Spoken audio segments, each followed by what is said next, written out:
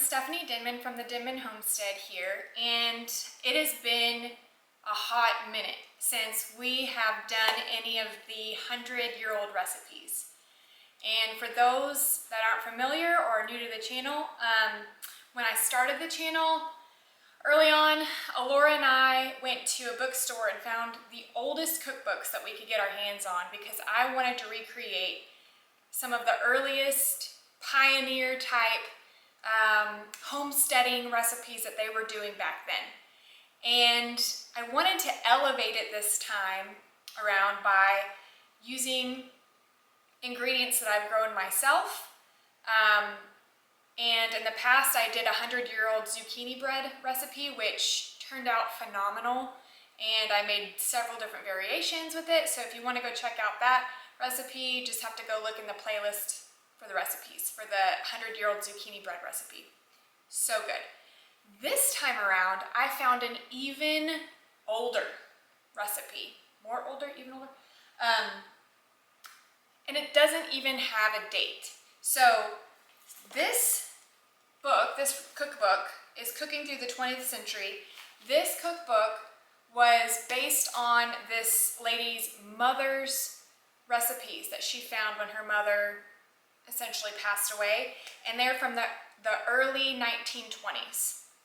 But this recipe in this cookbook was actually her mother's recipe that she jotted down. But what's even more interesting about this is, let me just read you the recipe notes, because it has the ingredients, and this is what it says. Recipe note. This recipe for molasses cookies was found in my mother's recipe box. It was handwritten by her mother, Mary Virginia Alsbrook Dickinson. Mary Virginia Alsbrook Dickinson, that was her name. I imagine Grandma thought that given the ingredients, one would have known what to do with them. Consequently, the lack of instructions.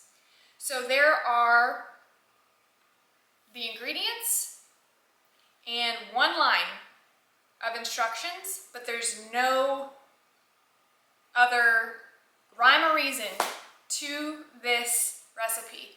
So one can surmise that this recipe that we're about to make today dated back to probably the late 1800s, which is mind-blowing to me, but so exciting.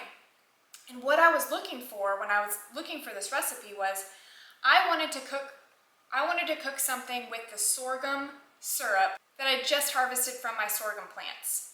And if you missed that episode, it was a 2-day process to get 30 canes of sorghum into this sorghum syrup. And this is what it looks like. It's very sticky. It has very much a caramel consistency color. But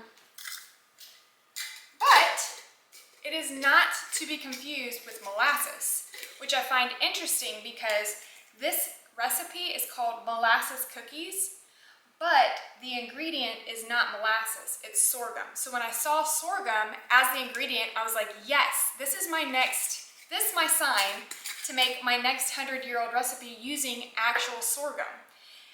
Again, it's called molasses cookies. Now, this is molasses. I just got it out to show you what it looks like. This is what I have for molasses. It's darker in color. It has a different smell to it. And the difference between molasses and sorghum is that molasses comes from a sugarcane byproduct. Sorghum comes from the sorghum plant byproduct. So they're similar, but they're different. The recipe is called molasses cookies, which I'm sure you can substitute the molasses for the sorghum, but the recipe actually calls for sorghum. Long story short, right? Or long story long. But the very interesting part is I'm going to have to basically figure this one out on my own because there are no cooking instructions. I don't know what oven temperature. It doesn't say what to stir in first. So I'm going to have to go back to basically some basic home economics, of what I've done in the past with other types of cookies and just hope it works out. So I'm gonna mix the wet ingredients first, mix the dry ingredients in a bigger bowl, and then I'm gonna combine them together to form the dough, and then I will, it depends on the texture of the dough. If it's very wet, I'll just scoop them, but if it's, oh, here we go. The one and only line of this recipe, and I'll show it to you, says, stir up and drop from spoon on pan. So it's just like drop cookies. So we're not gonna have to roll it out and cookie cutter it. These are just gonna be like, hopefully just like your regular chocolate chip cookie type, but you kind of just scoop and drop. So there we go. Let me show you what the recipe looks like.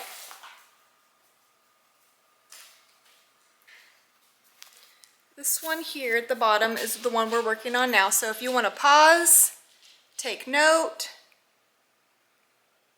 that's it. So you see that there, stir, that's the only line. Stir up and drop from spoon on pan. So that's what we're gonna do. And it calls for sorghum, which I think is amazing. Okay, and I'm hoping it calls for 1 cup of sorghum. I'm pretty sure I've got 1 cup here. So let's use it. I don't want it to go to waste or anything like that, so I'd rather use it and then let everyone on the hill try them. That's gonna be so cool to have everyone try my sorghum, my homegrown sorghum syrup cookies. I don't know, it's just like, this is the stuff that like gets me going, guys. So let's get started. Oh, another thing, this recipe calls for sour milk. Now, sour milk traditionally is like an unpasteurized, fresh milk that has gone sour, like gone to curd, almost like what we would consider maybe buttermilk today. So in order to mimic the sour milk, I'm just gonna take a tablespoon of lemon juice, fresh squeezed lemon juice, and add it to my cup of milk and let it sit for a little bit and let it kind of come to that curdled buttermilk consistency. So if you don't have buttermilk and a recipe calls for buttermilk or sour milk, you can make your own with 1 tablespoon of lemon juice or 1 tablespoon of white vinegar added to whole milk, and let it stir it and just let it sit for a little bit, and it'll curdle and make your buttermilk that way if you need it for any recipes and you don't have buttermilk on hand. Because like, I think you guys know that I use a lot of powdered buttermilk and I keep that in the fridge, but I really want to use, I want to do lemon in the milk today. So let me grab that and get that going. So I'm going to do 1 cup of milk.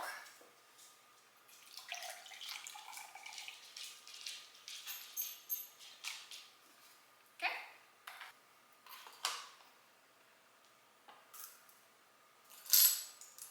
Okay, so I'm going to add 1 tablespoon of fresh squeezed lemon juice. 1 tablespoon of lemon juice going in. I'm going to stir that around a bit just to get it incorporated in the milk. And then I'm going to let it sit over here for just a little bit while I do all the other ingredients. So, the wet ingredients per se are going to be 1 cup of sugar, 1 cup of sorghum, 1 cup of lard, and 1 cup of sour milk. So I went ahead and picked up actual lard from the grocery store. You could probably use like that Crisco, you know, that just kind of that, not the liquid oil, but the oil with some consistency. This, you know, this type.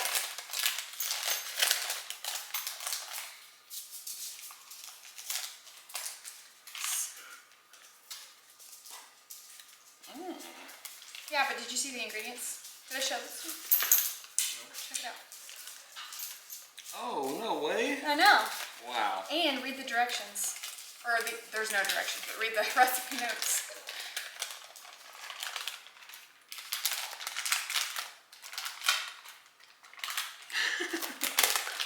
That's funny. Yeah. Just figured you'll know what to do with it. Yeah, so if this book was written in the, Her mother's recipes were from the 1920s. Her mother's recipes probably from the late 1800s. Yeah, for sure. Isn't that kind of cool? Mm-hmm. So, In the recipe box. yeah. That's cool. So I'm going to do 1 cup of lard. Okay, got my cup of lard, which is hard to measure, but we got it in there.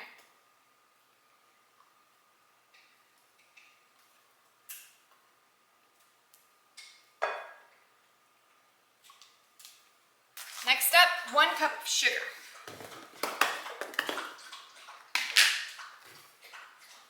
Luna.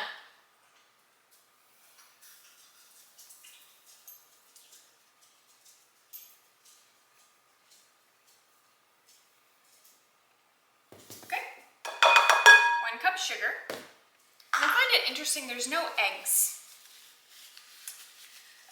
Okay, 1 cup sorghum.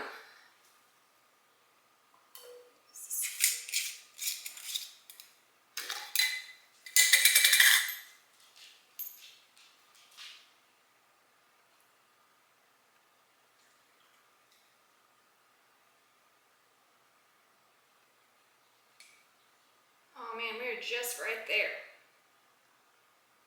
1 cup of sorghum. This is gonna be sticky.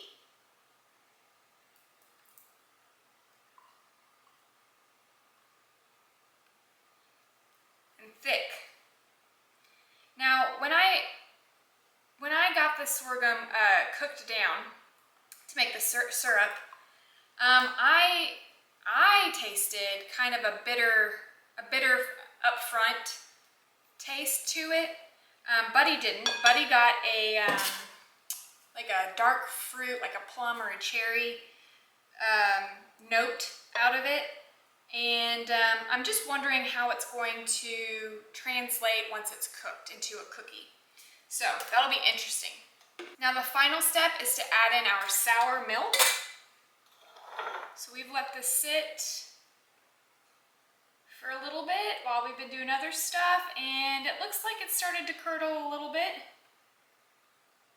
So I'm gonna go ahead and pour this in. Oh yeah, that's got some curds in it.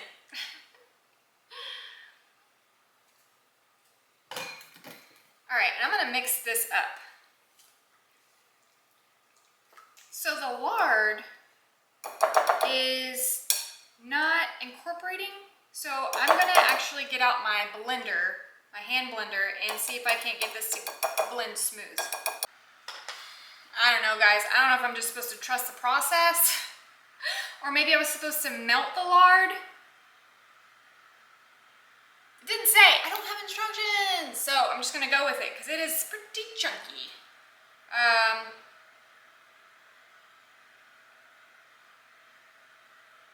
I don't know.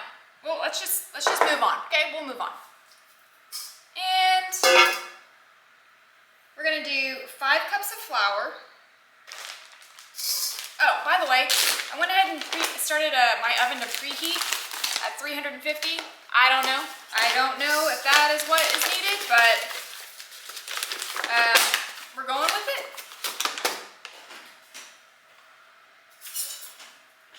350 is a pretty common cookie baking temperature. So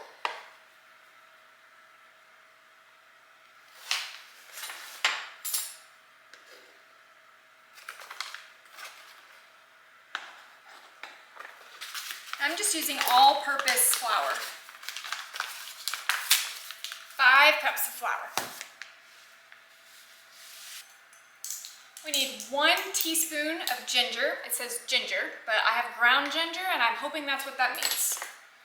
So we're gonna do 1 teaspoon. Measure over here.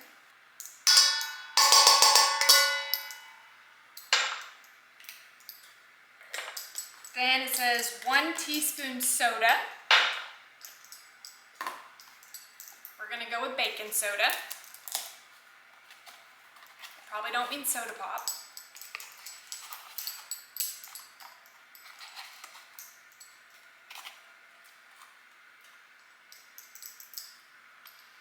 And 1 teaspoon baking powder.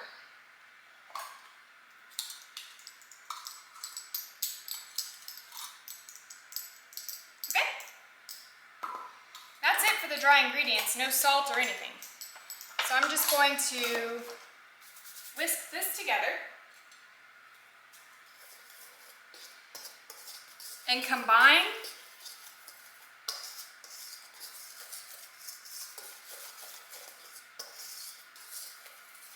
I don't know, guys.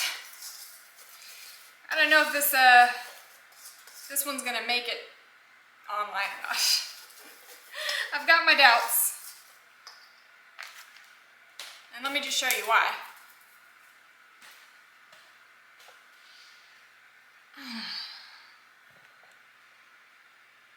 Yeah.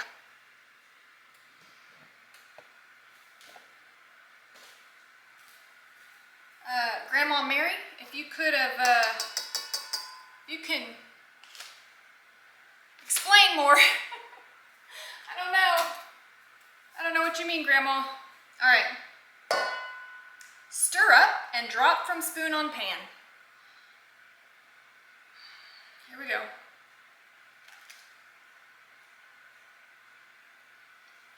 Please be good.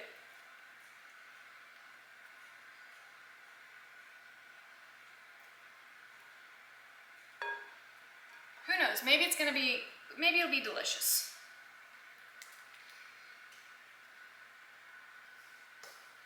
I would be interested to try this recipe again with molasses instead of sorghum and compare the two.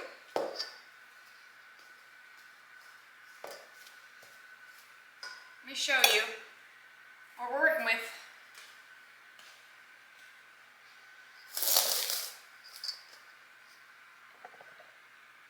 That's what it looks like. Kind of sticky.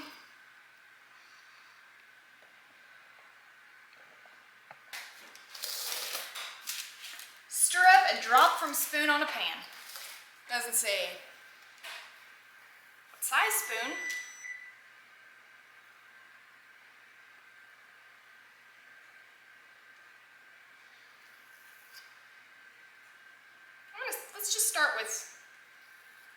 Let's just start with 6 cookies. They're kind of big. These are heaping spoons. Let's just see. Let's just see, before we move on, if these are gonna work out. I'm gonna put them in the oven. I'm gonna set the timer for 10 minutes. I'm gonna keep an eye on them and adjust as we go. Catch you in 10 minutes. Testing? I'm scared. They kind of look like a small cheddar bay biscuit. They look like, yeah, but like also like a scone. Mm-hmm. Like what a scone would look like. Maybe show it to the camera before you, don't eat it Oh, yet. they're so fluffy. Should I pull it open? Sure. Is it steamy? Mm-hmm. What does the inside look like? Is it cooked all the way? Because I pulled them out at 10 minutes. Looks like it. It doesn't look raw. I'm so nervous, bud. Okay. Cheers to 1800s.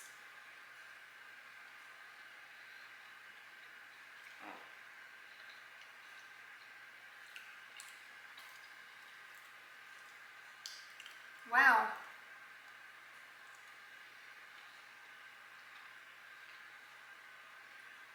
That is very interesting to me. Yeah, because you taste the sorghum. Let me, your head's still off.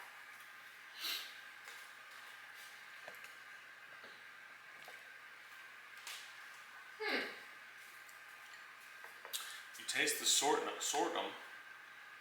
You sure do. but that like,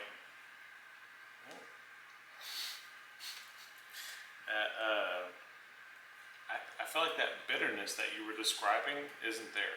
It's just a sweetness. And I was so nervous about that. Yeah.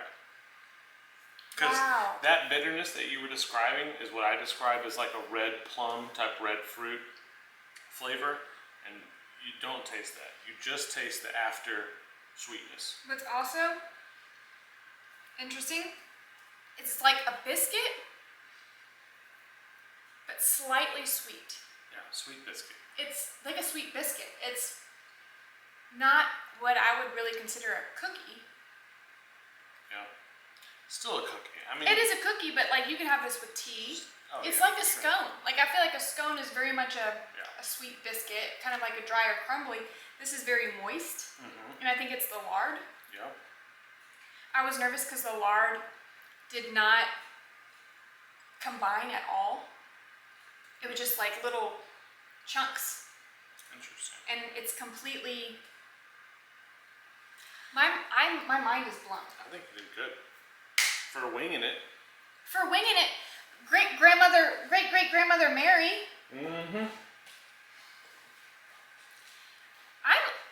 I can't wait to have the Hill try these cookies and tell me what they think, because this is a very old recipe, probably the oldest recipe I've ever made, and I've had to kind of read the mind of a great great grandmother.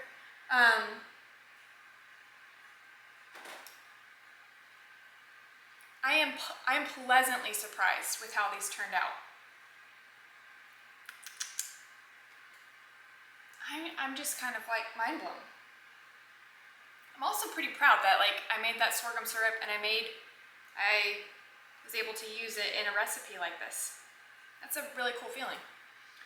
But okay, well, if you want to try out this recipe, you can get you some sorghum syrup or some molasses, because technically these are called molasses cookies, so I'm sure it's very interchangeable, sorghum or molasses. And try them out, see how you like it. And then on the next episode, maybe I upload soon, we will let everyone else on the hill try these cookies and get their take on it, see what flavors they get from this cookie. I'm really interested to see how they like them. So stay tuned for that one, and we will catch you on the next one. Bye, guys.